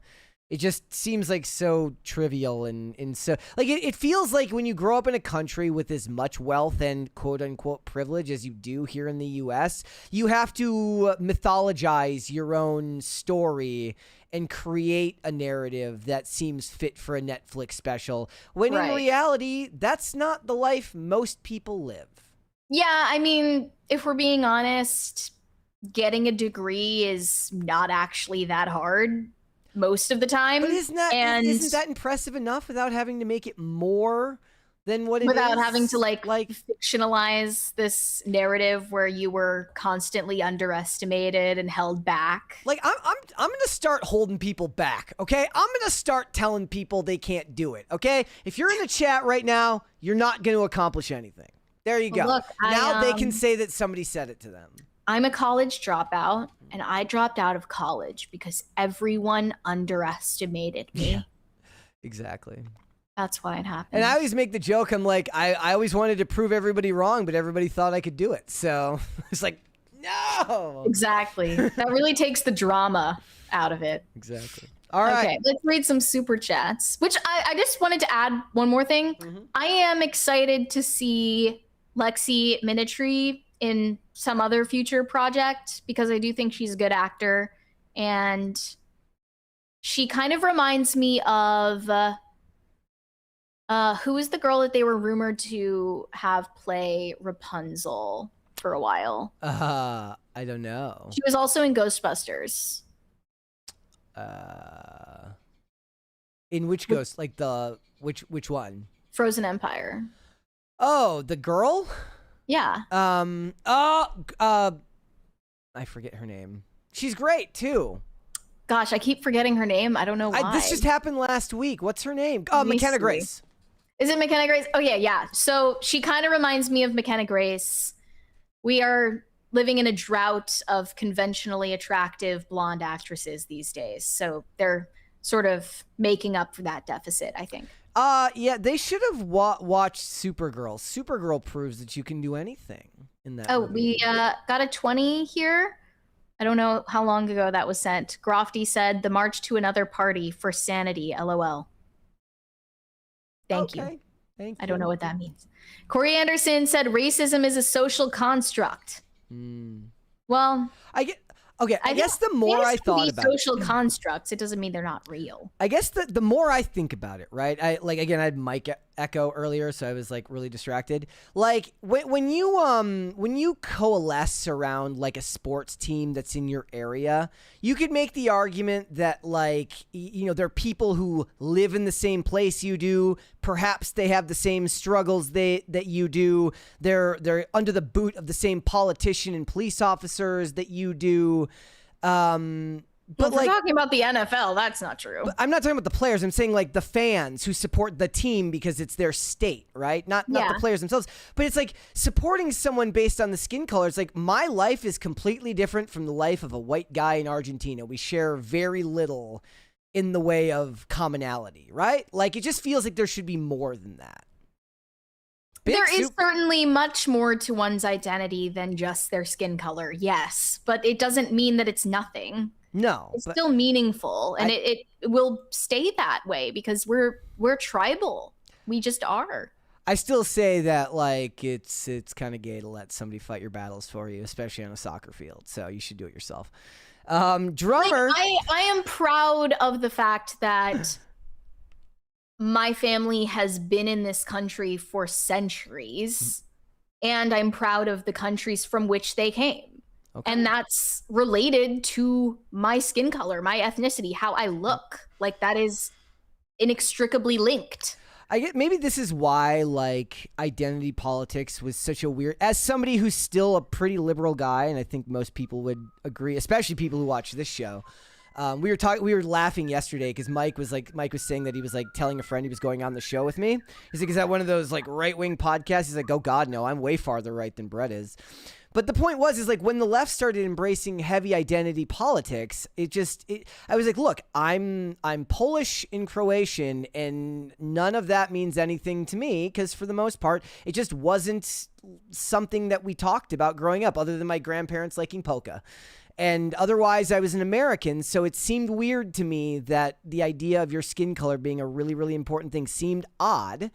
And we were even talking earlier, it was really funny, we were talking about, like, if rap music was a psyop, then Eminem being the best rapper and Tiger Woods being the best golfer was definitely like a psyop to get everybody to get along for a while. Really? That's what it was. Did it work? It did. Well, they were. You know what it was? They were priming everybody for the Obama years. They're like, first we're gonna put them all together, and then we're gonna tear them apart in honor of the World Economic Forum and the liberal economic order. We're gonna destroy America. We got a $50 super chat here from Drummer. Thank you so much. He says, no second crisis party on a Friday? Shame. JK, guys. Yeah, we're right there. We might get it. Oh, we're still not at 2? Almost there. We'll make it. I believe in us. That is true, by the way, Petra, and I am technically a person of color because Slavics are considered people of color. It stands for Polish or Croatian. Yeah. That's what POC stands for. Shane H. Wilder said, are Catholic Marian printed tees coming into fashion? Mary's rocking the Mater Dei. I'm wearing a concert tee that says Marian World Tour on front with apparition tour dates on the back. That's cool. Drop where you got it. I might want to get the same one. But Mary's this wearing one, sorry, that says DEI. I refuse to believe. DEI, actually. Yeah. DEI hire. This is Brandy Melville, weirdly enough. The same brand as my shirt that has Jesus on it. I don't know why Brandy Melville is like low-key Catholic sometimes, but I'm here for it. That's interesting. Corey Anderson said, nice Tiffany's bracelet, Mary. Hashtag I see what you did. Well, I don't know what that last part means. What does that mean? That is this bracelet. Yeah. Okay. Thank you. Weary Traveler said, Goy Culture Crisis. We were just joking about renaming the channel Goy Culture Crisis at some point and just waiting for someone to notice. Might have to do it. Might have to just, just go all in. Because we have to keep you guys entertained to prevent you from rising up and fighting. Well, look, we are just part of the same conspiracy that killed rock music in favor of rap music to prevent you, the citizenry, from rising up against your politicians. Otherwise, how would we know that Mitch McConnell would have lived as long as he has? We are single-handedly keeping Mitch McConnell on life support right now. That's what we're doing. Robert Delara said, after seeing the trailer for Moana, you can tell it's going to be bad. The Rock is 54 years old. He is too old for the part.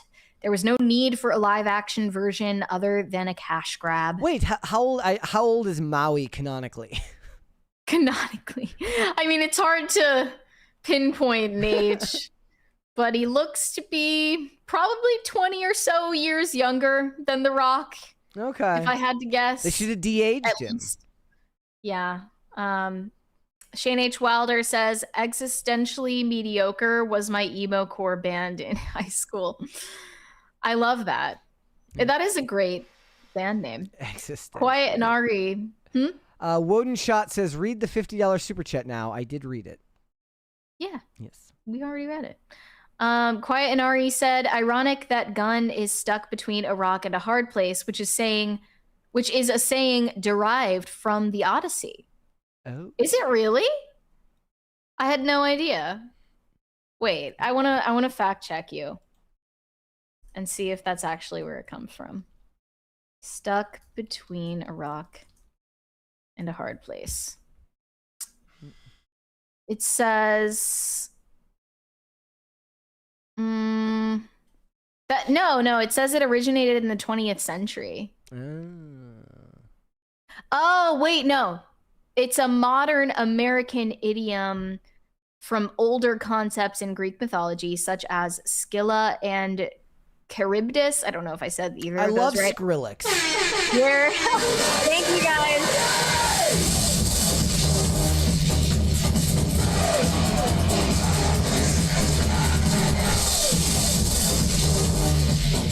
It's referring to passing between a monster and a whirlpool in the Odyssey.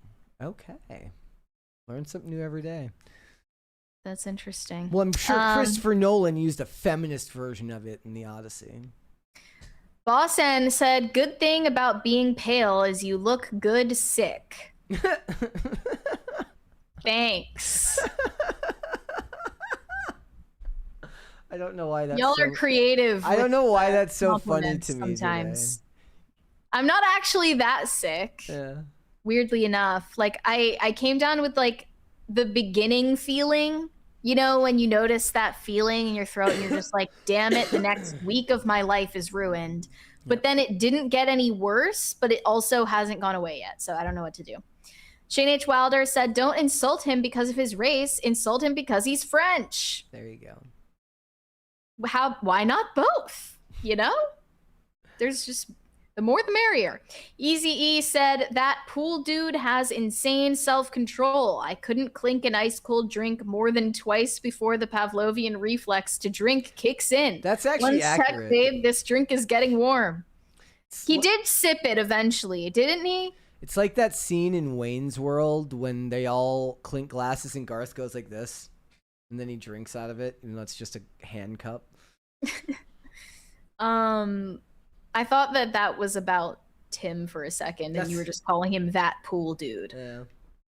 I wouldn't be surprised. Robert Delara said, unfortunately, international soccer fans have a history of racist comments. The U.S. or Trump have nothing to do with it. That's an easy blame game. Yeah, I mean, people outside of the United States are far more racist than the general population here. Yes. So that was a scapegoat. I mean, sure. the article was bullshit in of itself because the language they used around immigration enforcement all mysteriously omitted illegal immigration and made it seem like they were just deporting people. They're just rounding up all brown people, randomly throwing all brown people into vans. That's what was happening, apparently. Brian Bledsoe said Oppenheimer came close to $1 billion with less negativity. $1 billion movies tend to have 10, 15 watch multiple times in theaters, like myself. Can see people watching it once, but may not go back. I don't think that's an unfair critique. Like I said, I think everybody's hedging their bets because it's Nolan. They're hedging their bets because it's Nolan. I was also reading a bunch of posts the other day about how like they don't like anything and they can't wait to hate Dune as well. I'm like, well, then that's when the Zendaya hate will start for Dune.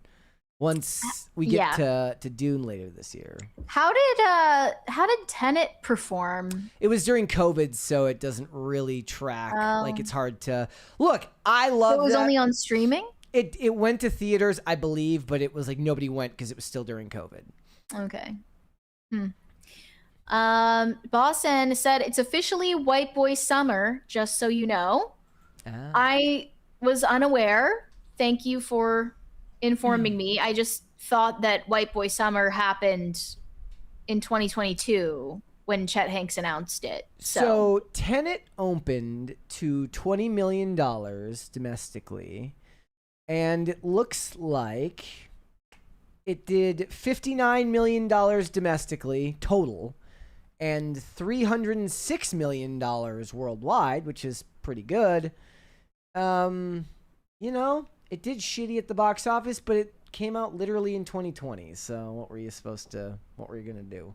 It says, I wonder why he didn't wait to release it. They did. They kept pushing it because he didn't want it released on streaming. But then it eventually did. If I remember correctly, it came out day and date on streaming and on in theaters, and that's why he stopped working with Warner Brothers. He was pissed about that. Okay. Came out September 3rd, 2020. So he wasn't given a choice in the matter ultimately. Yes. If I don't quote me on that because I don't want to be wrong about it, but I think that's ostensibly what happened. Okay. But yeah, it came out September 3rd in the wide release for Warner Brothers. Yeah. Shane H. Wilder said last time a rock song was in the top 40 was Shinedown's Second Chance in 2009, although Sound of Madness was the better song from that album. Is that true? That doesn't sound right. That it's been since 2009 that a rock song was in the top 40? That's a very common thing that I hear. I've never looked into it, but yeah. I mean, at least... And, you know, you can argue about whether this counts as rock music, but I'm sure a Fall Out Boy song has been in the top 40 since 2009, right? I mean, wasn't Fall Out Boy's heyday 2007 to 2009, and then they got back together in 2013? Yeah, but when they did get back together, they made a bunch of huge hits. So I'm assuming that they made it into the top 40 multiple times, but... I guess it depends on who you ask if that still qualifies. Couldn't as compete music. with the Biebs. Um, Broody Gambit over on Rumble says, I saw the last showing of Tenet at my local theater before it closed for COVID for what we thought would be permanently for COVID. I was actually at the very first movie showing there in 2005 as well. Did it shut down? Did it end up shutting down permanently, or did they end up reopening? I would be interested to know. Drewish AF of Christendom said, "Hey all, having a rough time, but PCC makes it better each day. Love y'all and the crisis actors. It makes each day a bit better. God bless you guys." Thank you so much. Thank you so much, and thank you in. to all of you guys who tune in and watch. We appreciate it. Hope things start looking up for you. Drummer 8725 said, "No second crisis." Oh, I think you already read that one. Misread that. Pop Culture Junkie said, "Mary, I haven't the slightest doubt that everyone underestimated you." I mean, at least I know that I'm making it up. Like, nobody underestimated me, but I am fueled by the false belief that they do. You know, spite. It's a powerful emotion. See, that would be an even better movie. Would be that movie. I want to see like a comedy where a guy's like wanting a guy or a girl, like they keep looking to be like underestimated, but everyone's like, "You're gonna do it." I mean, I definitely felt like the administration at my college was personally aggrieved toward me for dropping out, because you know, at any normal school, there are thousands of students. They can't like keep track of individual people and remember their names, but they did. I mean, there were like 500 people at my school, so they did know of me and the fact that I was dropping out, and they felt personally offended by that.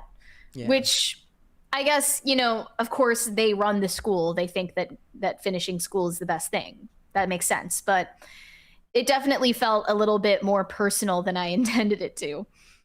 Shane H. Wilder said, "Brett telling me I'll never amount to nothing is so true. Remember, I had the band Existentially Mediocre, and that is what we call a callback." Grofty I changed my mind, guys. I think all of you are going to accomplish great things in life, and may you have a blessed and amazing day. Isn't that like the participation trophy mentality, though? What do you mean? I don't get. What do you mean? Well, I feel like all millennials and also like Zoomers probably as well were like raised being told they could do anything, and that's really what handicapped them. One of my first like real opinions that I formed when the culture war was something I became kind of aware of was like, my whole generation spent an inordinate amount of time, at least from my perspective, trying to elevate women and help them understand that they could be more. That was a very important edict in millennial culture, was that women are not less than you. Women are capable of anything and blah, blah, blah, blah. And that's fine. And we internalized that. But I did note that this was never accompanied by any type of instructions on what the hell that meant for men. Like, guys didn't know what that was supposed to mean, despite the fact that if they're entering into the same workspace you are, if they're going to change, you know, their priorities in life, which run contrary to the priorities of men, because men's priorities seemingly haven't changed because there hasn't been a large-scale message to try and change them. Like, it just always struck me as that it didn't seem like a well thought out process outside of something to help people feel good by generic virtue signaling. And to be fair, I guess it's not generic virtue signaling, because society also did in fact move heaven and earth to help women do whatever they sought out to do. And still does. And still does. Yeah, now men are hammering their faces and taking peptides. Yeah. I guess that's where we've ended up. Yep. Grofty said, "Party funds, don't spend it all in one place. LOL." Boston said, $2 for sick and enchanting proud white Mary. You rock. I don't know if I want to go by proud white Mary, but I love the skits they would do where it was like, okay, so there's this famous story about how they would, DC would sell lantern power rings, and there's lanterns of different colors. There's the Green Lantern, there's the when they got to and it was called the Green Power Ring. Well, they made a white power ring, and they had to pull it from the market. Oh, okay. They had to pull it from the market. They also do the skits on Instagram where it's like Red Ranger, it's like red power, blue power, and then it gets to the White Ranger. Yeah. That was awkward. There's a 20 here from Ercole DiStefano. DiStefano? You're looking beautiful, Mary. Ghost girlfriend material, for real. Thank you. There you have Getting a lot of wide-ranging compliments today. Woden shot that. I read that super chat so fast. You need to wait at least 2 minutes before you read the super chat. If I'm getting to it. Corey Anderson said it means humble brag, flashing it so we see. Well, the thing is, like, we're on a podcast, so we tend to like talk with our hands, and I've been wearing the same bracelet every day for like months, so I guess you just clocked it. Wait, is that like what makes that a humble brag? Like just because to wear it? Yeah, I don't know. Because you're moving your hands? Because I use my hands to talk, and I guess I'm like flashing everyone. No, that would be like you going like, huh. Right, exactly. Like if it weren't natural, I would understand. Grofty said, I like turtles. I like Toidos. Shane H. Wilder said, I got this shirt from a company called Sock Religious. Oh, I've seen them before. They have some fun Catholic shirts and socks. Yeah, I've seen that brand. I'll take a look. Thank you for the recommendation. We have a 20 from Not That John Stewart. So hold your horses, Woden shot. Says, sup. Okay. Now have a good weekend. You too. Thank you. Moon at Noon sent us a rose emoji, I believe. Thank you. Thank you. Pop Culture Junkie said, if you start to come down with something and it goes away, it means you have a strong immune system kicking the virus's ass. Yep. Wow, I feel way better about myself now. I guess all of these years of eating food off of the table at restaurants has really paid off. I always make that joke to Olivia. I was like, I never get sick. It's like, you should have licked more doorknobs as a kid. It's kind of true. Like, I feel like we're a little bit too germophobic these days. Yep. Brian Bledsoe said Linkin Park was in top 40 recently. Maybe it's not considered rock. Well, it has to be. I mean, I feel like since 2009, that cannot be real. I watched an Instagram skit the other day of a lady doing a TED talk, but it was Linkin Park lyrics. Did you watch those videos I sent you, by the way, of the annoying Netflix documentary trend on Instagram? Did you send them on Instagram? On Instagram. You have to. It's the I haven't worst. checked my DMs in a minute. It's the worst trend in the world where people just sit down and pretend to like attach a microphone to them. It's like me getting ready for the documentary, and then it's whatever their niche is. It's something related to their niche with the stupid like record scratch needle drop that they use at the beginning of the Netflix documentaries. And it's just the most slop. You can do it quickly. All it requires is the sound effect and you to sit down in a fucking chair. I hate algorithms. I want to know what yours is. What's your documentary niche? I have no idea. I don't know because I'm not stupid and I'm not going to do a stupid trend like that. It's not as me sitting down for the documentary about people who like all movies. That would be me, yeah. The person who's never given a bad movie review. And then mine would be like me sitting down for the documentary about people who never liked a movie, hate all movies. Yeah, I don't know. Shane H. Wilder said, actually, Mary is right, and all the news articles are wrong. Fall Out Boy's My Songs Know What You Did in the Dark reached number 13 in the Hot 100 in 2013. Well, I feel like there had to be more than just one since 2009. I mean, that's just wild. Not That John Stewart said, sup, have a good weekend. That was the 20. I already read that one. And then Corey Anderson said, because it's Tiffany's, y'all.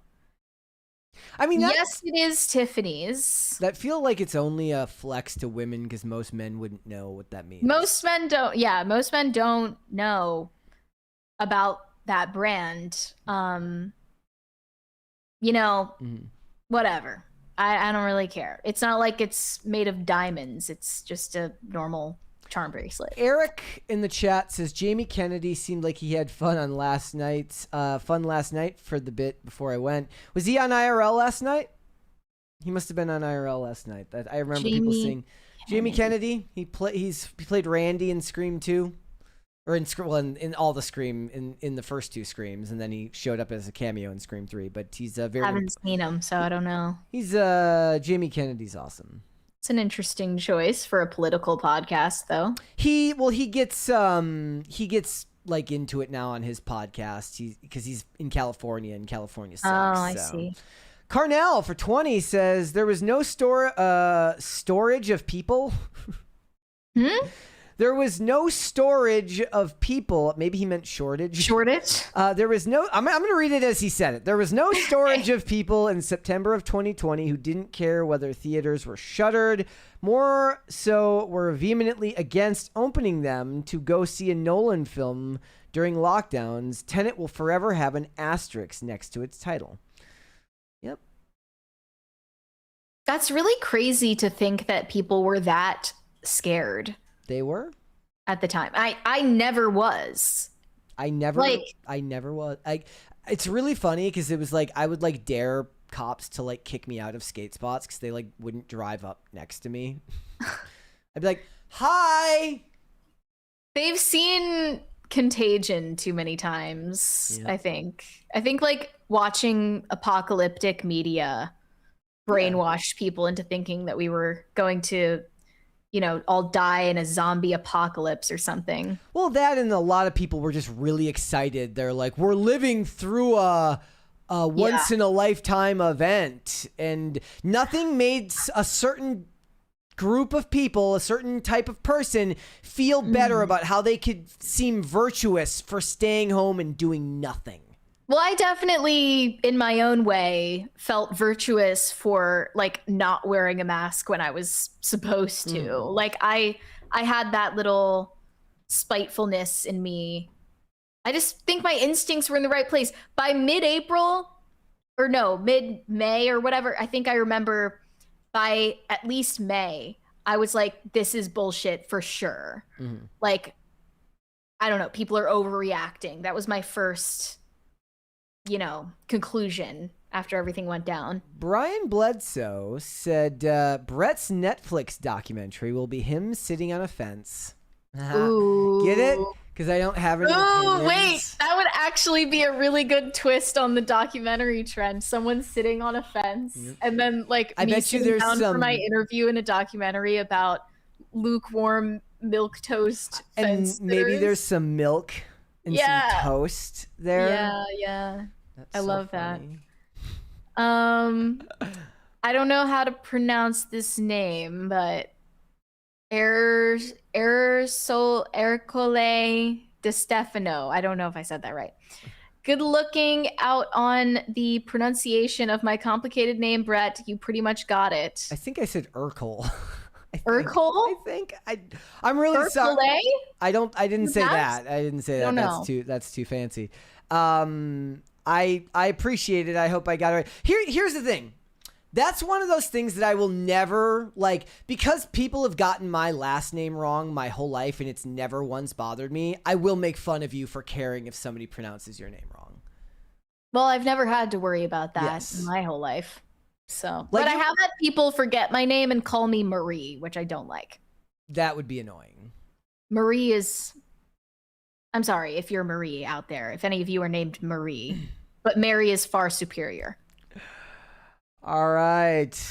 Props to Katie for saying Hercules Parole. Or Perot. Hercules Parole would even be funnier than that. All right, guys, before we go, would you hit the like button on this episode? Subscribe to the channel if you're new here. And actually, you know what? We got to get to the third crisis party. We're like right there. I don't know if one of them has... Let me check how much further we have to go. It's only... We have less than $2 before we get a third. It's fine. We'll just wait. We'll just sit here and wait. I'll do the NPR outro. So, guys, as always, hit the like button on this episode. Subscribe to the channel if you are new here. you have not subscribed here yet already, please and thank you.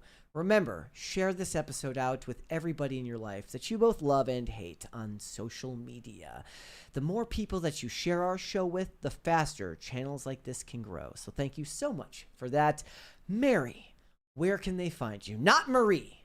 And remember, these episodes of Pop Culture Crisis are made possible by super chats like yours.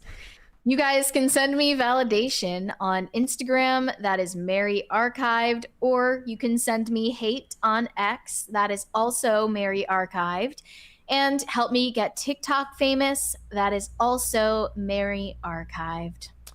All right, we got a couple more super chats here. We got $1 more from Not That Jon Stewart without a message. Yep. Thank you. And then another $2 from High Voltage, who says, when are we getting Mary and Olivia on the same show? Well, we don't do, Olivia doesn't do the show remote, and I'm averse to doing 2 in studio and 1 remote. It would just be too weird because there's a slight delay. Like when I say something to Mary, there's a slight delay between when I say it and when it gets to you. And if there's another person here who's directly in the room, it would be really, really weird. I feel like it would only be weird to you. No, I don't. But I mean, maybe if she wants to do the show remote one day from home, on a day when she's working from home. I still want to do an episode where we have a remote guest as well as me being on. Yeah, we'll try it one of these days. We'll have to wait for at least you to have more humane working conditions before thinking about that. That would be helpful. Things are stressful enough as it is. We have a couple more super chats. Okay, we have the pronunciation. Ercoli Mary, you got my last name correctly. Okay, Ercoli. Stefano, thank you. Moon at Noon said, for the dancers. Thank you. I don't know what that means, but thanks. That is all of them.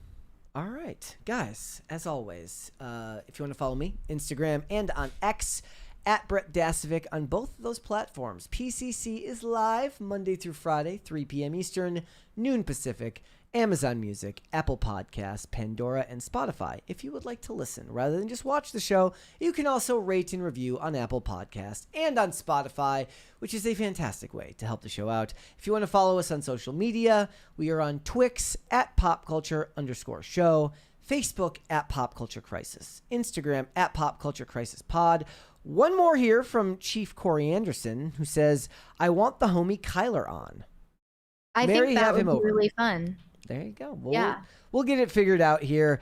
I guess now we wait for the post-credit crisis party. So stay tuned if you do want to experience the third crisis party. Otherwise, ladies and gentlemen, we will see you guys back here on Monday. See you then. Bye. Bye, everybody.